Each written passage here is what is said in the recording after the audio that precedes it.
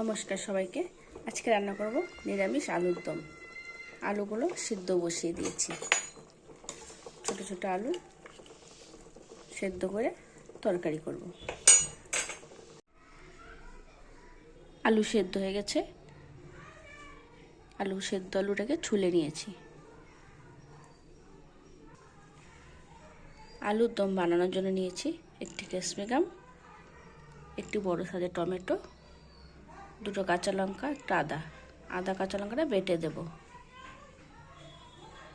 আদা লঙ্কাটা বেটে নেব।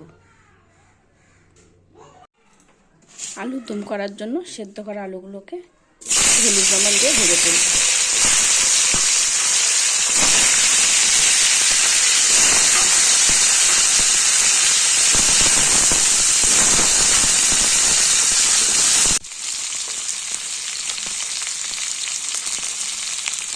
সামান্য লবণ, সামান্য হলুদ দিয়ে আলুটাকে ভেজে তুলে নেব।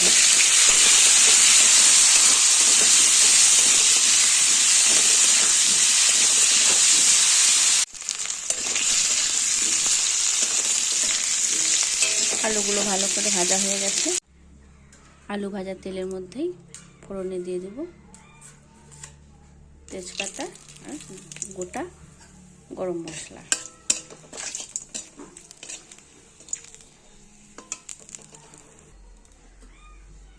দিয়ে দেবো বেটে রাখা আদা ও লঙ্কা।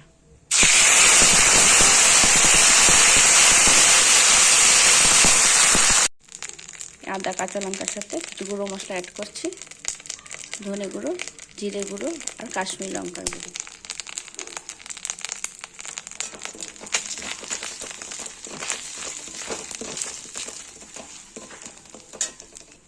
মশলাগুলো যাতে পুড়ে না যায় তার জন্য সামান্য জল অ্যাড করছি।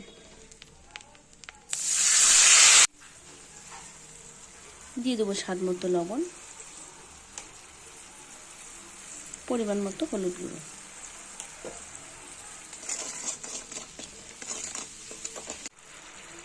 মশলা থেকে তেল ছেড়ে দিয়েছে।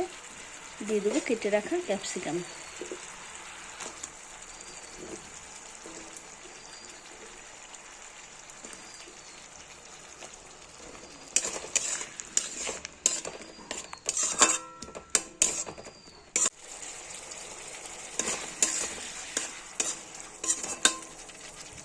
ক্যাপসিকাম সিদ্ধ হয়ে গেছে। এবারে দিয়ে দেবো কেটে রাখা টমেটোগুলো।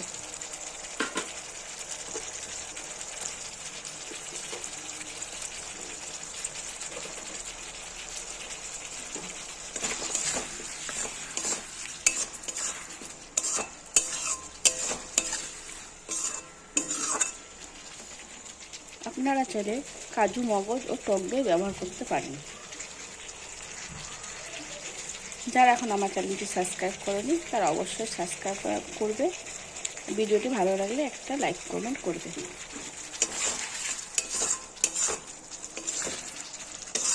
এবার অ্যাড করে দেবো ভেজে রাখা আলুগুলো।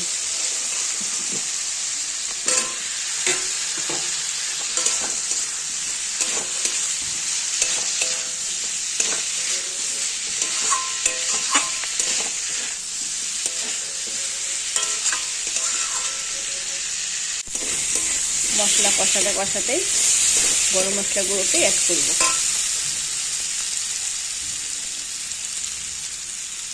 সামান্য গরম মশলা গুঁড়ো,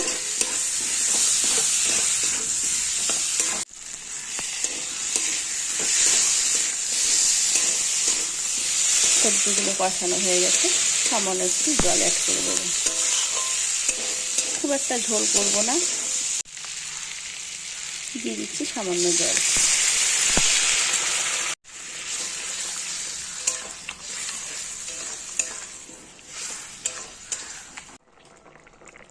ঝোল পুরো ফুটে গেছে।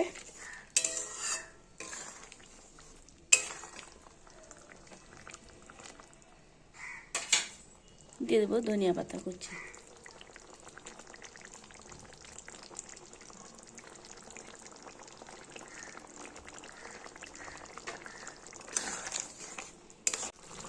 আলুর দম একদম রেডি হয়ে গেছে। সামান্য চিনি দিয়ে নামিয়ে নেব।